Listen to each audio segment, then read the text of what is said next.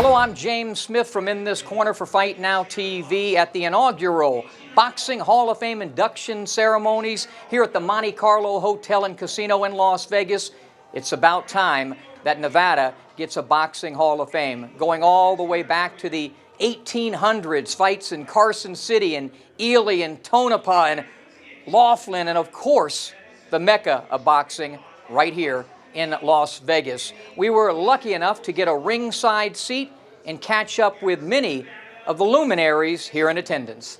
1897 in Carson City, Nevada, the solar plexus punch was thrown by Bob Fitzsimmons, and it stopped James J. Corbett. That's kind of when the history of this state boxing took over. It's fantastic that finally, after all of those years, you're really the guy that made it possible for us to have a Nevada Boxing Hall of Fame. Rich Marotta, tell us how it, and it wasn't easy, because we talked about it ringside at the Mayweather-Guerrero fight. Right. How did you make this happen? Well, Smitty, thank you very much. And I had a core group of people that really helped me.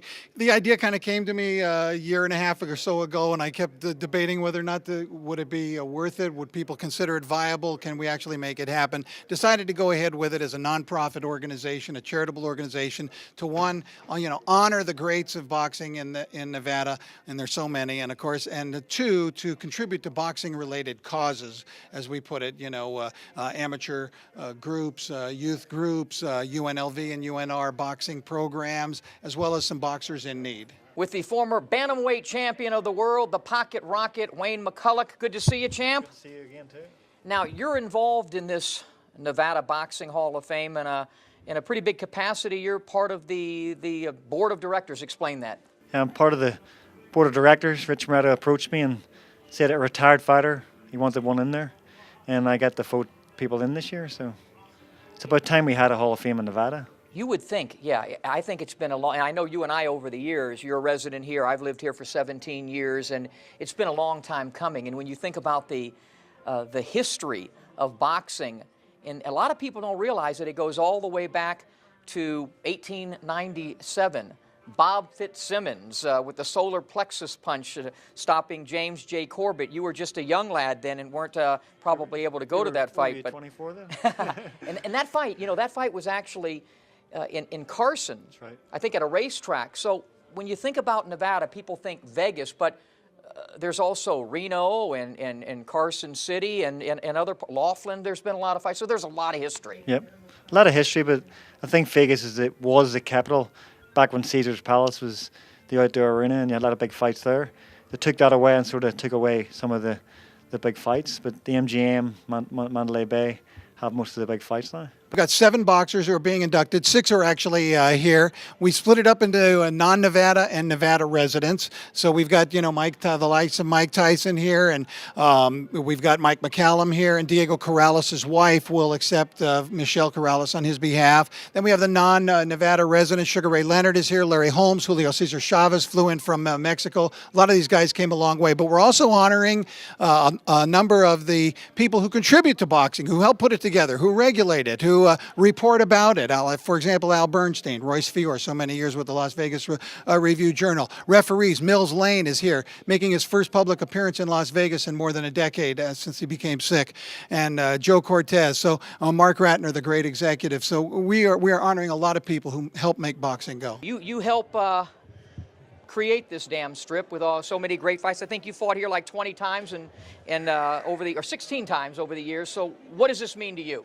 Hey, it's still just setting in. I'm just happy. I can't believe we're having a great night, out of the blue like this. And I have to say, I owe the city of Nevada just as much, gratitude that they owe me for fighting here. I just had a wonderful life here, besides having that bite fight, even that alone, that doesn't override the wonderful years, and just living here as a citizen and a resident of Nevada is just, it's been overwhelming in my life. I'm very grateful, and that's what I'm trying to convey is really gratitude. Yeah, you're a resident here like I am, but when was the first time you ever stepped foot in Las Vegas? 1984, the United States Olympics boxing trials. And when I lost in the finals to Henry Tillman, Who I was with last week in L.A. Yeah, how's he doing? He's doing fantastic. He's got a he gym had there. fighters too, right? Yep, yep. He had some pros. He's looking for the next Mike Tyson. Yeah. He had your number as an amateur, but he couldn't do a Listen, damn thing with you as a pro, could he? Hey, that's just what I wanted to do in my life. Without meeting Cus D'Amato, a lot of people say, you did it, Mike, and Cus even said it. If you didn't have it, I couldn't do it. It's just no one knew how to convey what he conveyed, how to talk to him and reach the core of my soul like Cus did. You have to be proud and be, and just respect and go out there and fight with every bit of blood you have. And if I never met Cus, I would have never knew anything about being confident or ego or anything else. It would have been a later period of my life. I wish Cus could be with you now and see the 40-some-odd-year-old Mike Tyson. Oh, I'll be fighting now. He said, man, you have to fight. Why are you not fighting? You should be fighting, Mike. Oh, you wasted goddamn time. You should be fighting, Mike. Any difference? I was at many of your fights in Atlantic City and elsewhere, but was there anything different about fighting under the lights in Vegas? It's just the fight capital of the world. Especially the time when I was fighting, it was just, oh, man. Everyone knew that Mike Tyson, the best fights in the world were held at Las Vegas, Nevada, and that's just where everybody flocked to. Well, congratulations to the great Sugar Ray Leonard, now part of the Nevada Boxing Hall of Fame. What does this honor mean to you? Smitty, this is long overdue, and it feels so wonderful to be here amongst my contemporaries and rivalries and friends. Las Vegas, without question, was my second home. I've had some great moments here, and I cherish this moment without question. Yeah, you and Larry and Ali and a bunch of guys after Mike Tyson helped. The casino owes you guys a little bit because I really think as much as obviously gaming is what this place is about, boxing, this is the mecca of boxing, made and put together by guys like you. Let's talk about that interest. But, I always loved fighting in Las Vegas. Because the fights were not just fights; they were events. I mean, people came from all over the world and gathered to see a contest, and for the most part, it always was an incredible matchup. And I think you didn't you fight in Reno as well? I fought Reno also. Yeah. I believe it was Bruce Finch. I'm almost positive it was Bruce Finch. It's funny how as we get older, we forget a few things. This is amazing. It's where red wine helps, Ray. But now, in terms of, it's hard for you, but I'm gonna try to force you to do it. If there's one Nevada, we'll say Nevada, but let's break it down to Las Vegas for you. One Las Vegas night that stands out to you, what would it be? What comes to mind is Tommy Hearns, 1981.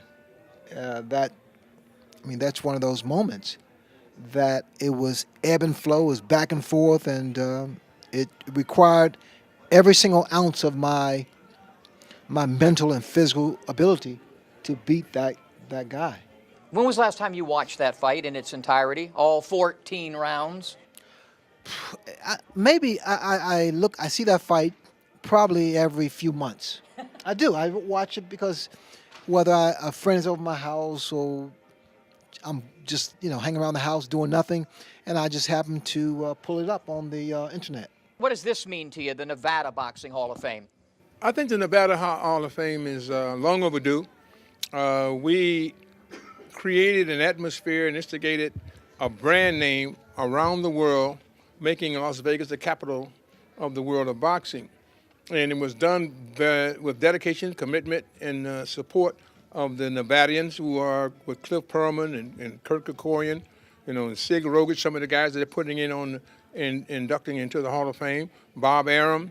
Every one of us, they made a contribution in dealing with the problems of life. And at that time, it was even more segregated, and was so more pronounced with the race problem. And that's why I said I could have never been noticed the way that I was noticed here in America if I didn't have a Bob Arum.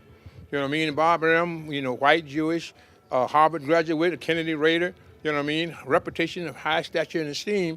Yet Don King, ex-convict, an ex-number runner, coming out and to go out and to say he's going to perform. If you would say who would be most likely to succeed, it'd be 100-0.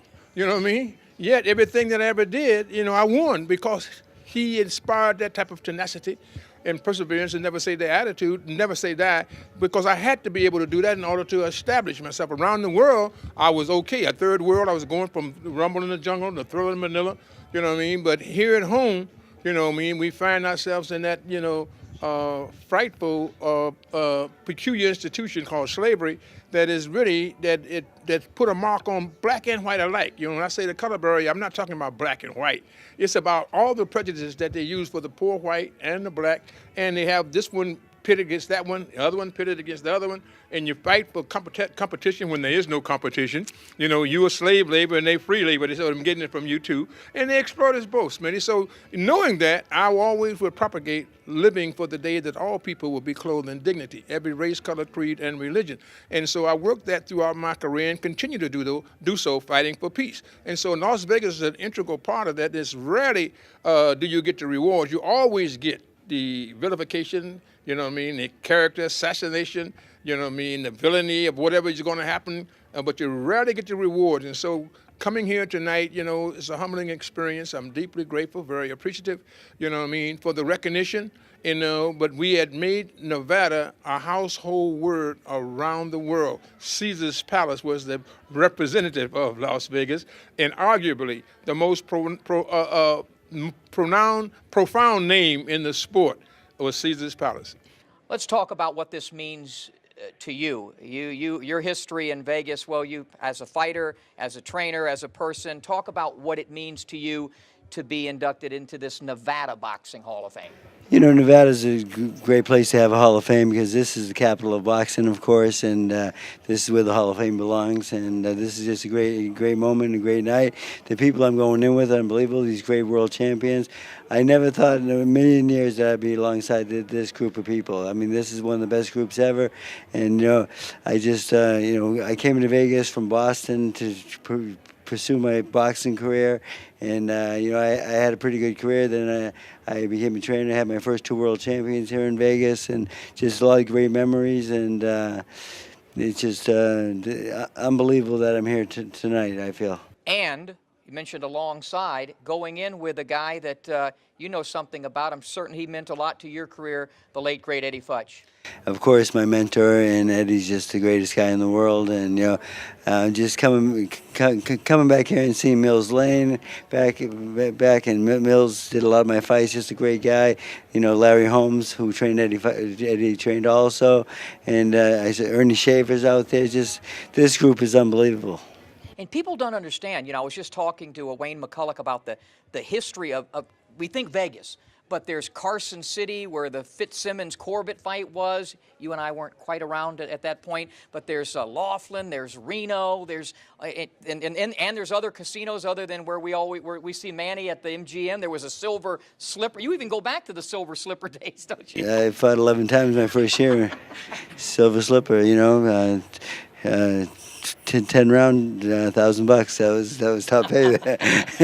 But the Slipper was a great place to learn your trade, though. I mean, it was just a great. That's why I moved to Las Vegas, because they had a weekly show, and the thing is, activity was the key to progressing and getting better. So me and my father came out here. My dad stayed with me for a week, and then he had to go back home and take care of the family. And then I met Eddie Futch, and I had a great career with Eddie, and then he taught me the training side of the game. And thanks to Eddie, that's why I'm here. And about Eddie, what made him so special as a trainer and as a man? Just as a human being, he was just a gentleman, real nice guy. But if you get out of line with him, he'd check you. Yeah. So, but he's just a great guy, and just his knowledge was unbelievable. And I'm glad a lot of him rubbed off on me. Eddie Futch, tell us about him. Maestro. He's a class act. He works hard. He's a very disciplined man. He's a very shrewd man in training. He hates to lose. He don't want to lose. And when he tells you to do something, you want you to do it. Because 9 out of 10 times when he tells you to do something, he's right. And if you don't do it, see, I told you you should do it. You didn't do it. And when you do it, you're right. I'm in fights, and Eddie tells me, just take your time. Settle down. Because, I'm getting all that. Settle down. Yes, sir.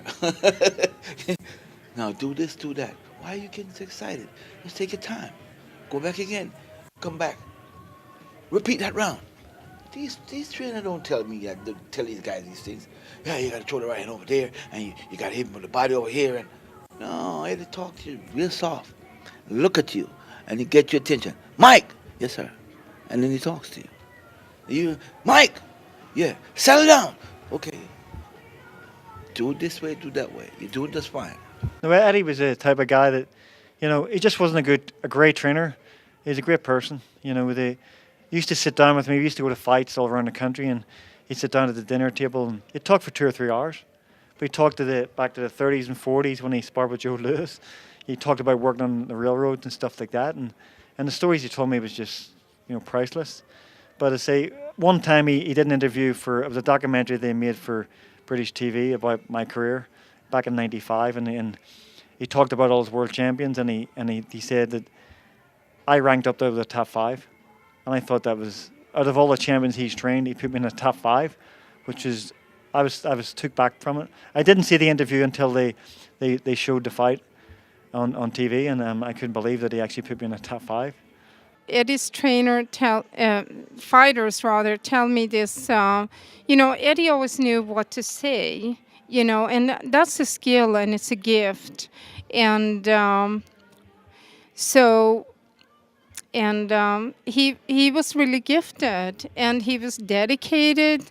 And so anyway, I absolutely see why they miss him, because I do that too. You've done a fantastic job with us. I know you got to get off and get things going. But before you go, what can we expect with the future? I think we'll have smaller classes in the future. We wanted to have a big one here to start with because it was, just establishing the Nevada Boxing Hall of Fame.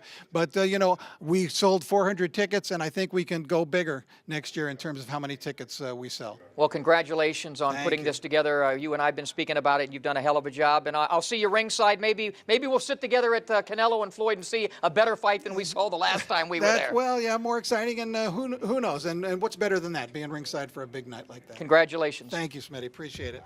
Take care.